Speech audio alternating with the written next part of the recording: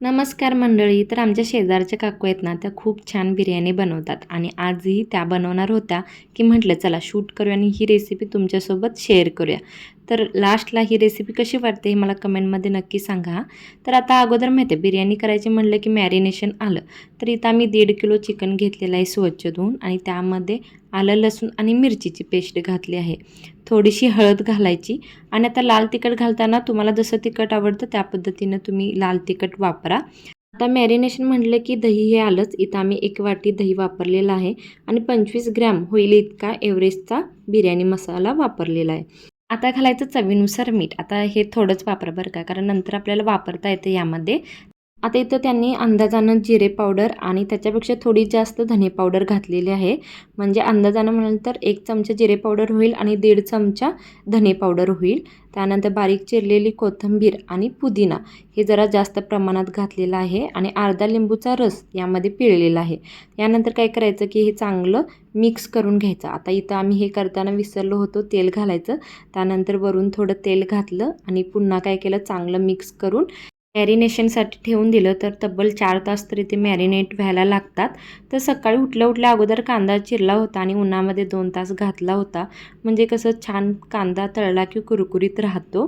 जास्त वेळ उन्हामध्ये घातला की कांदा कुरकुरीत न होता तो चामट होतो. त्यामुळे आम्ही 2च तास घातलेला. बिर्याणीमध्ये काजू पाकळ्यासुद्धा घालणार होतो, त्यामुळे त्याही चांगल्या परतवून घेतला. किलो चिकन आणि 2 किलो तांदूळ होते, त्यामुळे यासाठी पूर्ण बिर्याणीसाठी आम्ही 2 किलो कांदे वापरले होते. 1 किलो तळून आणि 1 किलो ग्रेव्हीसाठी. तर कांदे तळलेल्याच तेलामध्ये काय केला की आम्ही 1 किलो कांदा घातला आणि त्यामध्ये मिरचीचे तुकडे घातले आणि चांगले काय केले परतवून घेतले. तर हा कांदा इतका वेळ तेलामध्ये भाजायचा की हातामध्ये घेतल्यानंतर सहज स्मॅश होईल. कांदा चांगला भाजला, चांगलं तेल सुटलं की त्यामध्ये घालायचा 2 बारीक चिरलेले टोमॅटो. हे चांगलं भाजोपर्यंत काय करायचं की एका भांड्यामध्ये पाणी घेऊन त्यामध्ये खडा मसाला, त्यानंतर लिंबू आणि तेल घालून काय करायचं उकळी काढायला ठेवायचं. त्याला उकळी येऊपर्यंत इकडं काय झालेलं की टोमॅटो आणि कांदा चांगला भाजला होता. त्यामध्ये थोडंसं मीठ घातलं आणि पुन्हा भाजायला ठेवलं. तर बघा छान काय ह्याला तेल सुटलं होतं. 4 तास हे चिकन काय केलं होतं की मॅरिनेशनसाठी ठेवलं होतं. तर 4 तासानंतर हे आम्ही आता ही रेसिपी करत आहोत. त्यानंतर यामध्ये घालायचं मॅरिनेशन केलेलं चिकन आणि चांगलं काय करायचं शिजत ठेवायचं. आता मीठ वगैरे ह्यामध्ये आपण चाकून बघू शकतो. कमी पडलं असेल तर तुम्ही वरूनसुद्धा घालू शकता. तर इथं आमचं मीठ कमी पडलं होतं, त्यामुळे आम्ही घालून पुन्हा हलवून चांगलं शिजायला ठेवलं. मी आता यामध्ये तिखटसुद्धा चेक करून यामध्ये वरून घालू शकता. आम्ही पण घातलं होतं, थोडं तिखटाला कमी झालं होतं. त्यानंतर कसुरी मेथी बारीक केली आणि वरून घालून घेतली आणि छानपैकी हलवून काय केलं शिजायला ठेवलं. तर इकडं पाण्याला उकळी आलीच होती. तर बिर्याणी म्हटलं की तांदूळही चांगला लागतं. तर आम्ही वापरला होता कोहिनूर तांदूळ. तर तो काय केला होता की 15 मिनटं भिजायला ठेवला होता. हा तांदूळ खरंच खूप चांगला आहे. एकदम सुटा आणि मऊ भात होतो. तर इकडं पाण्यालासुद्धा उकळी आली होती. तर भिजलेला तांदूळ आम्ही गरम पाण्यामध्ये टाकून घेतला. त्यानंतर यामध्ये काय करायचं की चवीनुसार मीठ घालून घ्यायचं आणि तांदूळ टाकलेला असतो त्यामुळे एकदा काय करायचं चांगलं जरा हलवून घ्यायचं आणि त्यावर मग झाकण लावून ठेवायचं.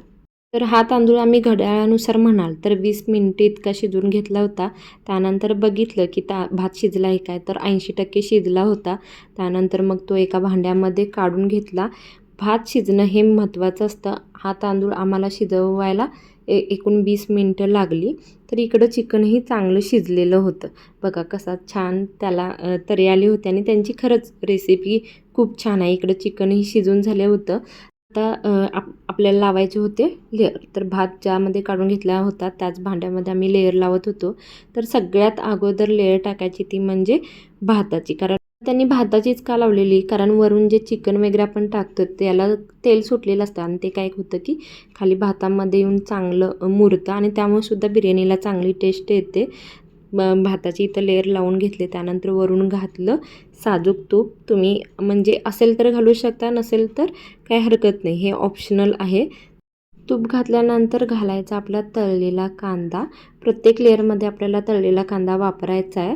थोडा घालून घ्यायचा. त्यानंतर काजू घालायचे, पुदिन्याची पानं घालायची आणि थोडीशी कोथिंबीर घालायची. तर ही सगळी सजावट झाली की सगळ्यात महत्त्वाचा मेन हिरो म्हणजे चिकन. शिजवलेलं चिकन काय करायचं, व्यवस्थित सगळीकडे छान पद्धतीने पसरवून घ्यायचं. तर अशी सेम प्रोसेस करत राहायचं. आता या चिकनवर पुन्हा आपल्याला काय करायचं आहे, शिजलेला भात घालायचा आहे आणि आपल्याला जेव्हा आपण भात घालत असतो तेव्हा मध्ये आपल्याला खडा मसाला येत असेल तर तुम्ही काढून टाकू शकता, कारण आपल्याला खाताना तोंडामध्ये तो येऊ शकतो. काही लोकांना आवडतं ते आलेलं, काही लोकांना नाही. तर आम्ही सगळं काय केलं होतं की जे दिसेल ते काढून टाकलेलं होतं. त्यानंतर सेम प्रोसेस तूप घातलं होतं, त्यावरून तळलेला कांदा घातला होता, काजू बिया घातल्या होत्या, पुदिना आणि कोथिंबीर घालून पुन्हा काय केलं होतं की चिकन घातलं होतं. अशी सगळी प्रोसेस आम्ही 2-3 लेयर केली. आता हा होता आमच्या बिर्याणीचा शेवटचा थर. तर त्यावर सुद्धा आम्ही काजू, परत कांदा, कोथिंबीर, पुदिना वगैरे घातला आणि काय केलं की त्या काकीने थोडीशी बिर्याणी काय केली, हातानेच प्रेस केली. म्हणजे काय होतं की व्यवस्थित त्याला वाफ लागते. आता यामध्ये जर तुम्हाला कलर घालायचे असतील तर कलरसुद्धा घालू शकता. तर आमच्याकडे 2 कलर होते. एक होता ऑरेंज आणि एक होता ग्रीन. तर हे 2 आम्ही काय केले कलर वापरले आणि एकदम बारीक गॅस करून त्यावर काय केलं, बिर्याणीचं भांडं ठेवलं. त्यावर छोटं पाण्यानं भरलेलं पातेलं ठेवलं, कारण आमच्याकडं दुसरं काही जड वस्तू नव्हती आणि मुळात आमच्याकडं कोळसा नव्हता, त्यामुळे आम्हाला दमही देता आला नाही. तर तुमच्याकडं असेल तर तुम्ही देऊ शकता. तर मस्तपैकी 20 मिनटं आम्ही बारीक गॅसवर ठेवलं होतं. त्याला चांगली वाफ लागली होती, मस्त अशी बिर्याणी झाली होती. तर ही रेसिपी तुम्हाला कशी वाटली कमेंटमध्ये नक्की सांगा.